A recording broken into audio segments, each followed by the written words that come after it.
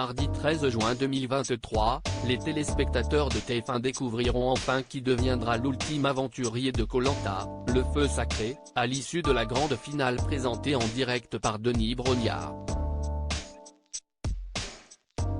Après l'élimination de Julie lors de l'épreuve d'orientation la semaine dernière, Tania, Nicolas et Frédéric sont les 3 derniers candidats encore en lice.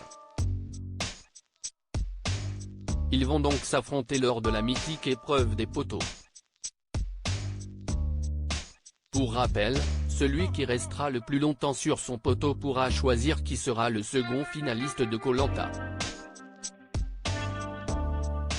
Après avoir reçu un total de 36 votes contre elle tout au long de l'aventure, ce qui constitue un record, Tania pourrait bien réaliser un incroyable exploit en remportant Koh Lanta, après avoir pourtant été éliminée à 2 reprises depuis le début de la saison.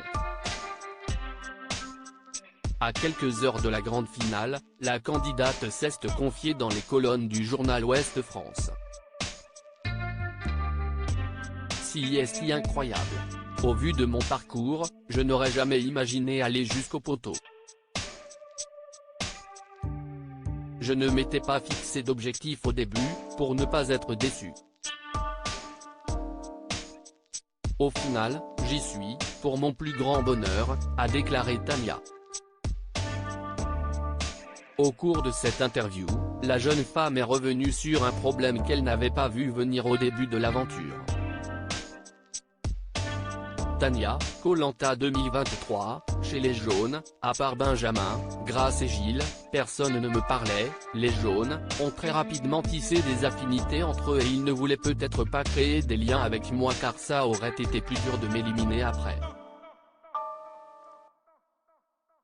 En 10 jours d'aventure chez les Jaunes, à part Benjamin, Grace et Gilles, personne ne me parlait. Mais vraiment personne.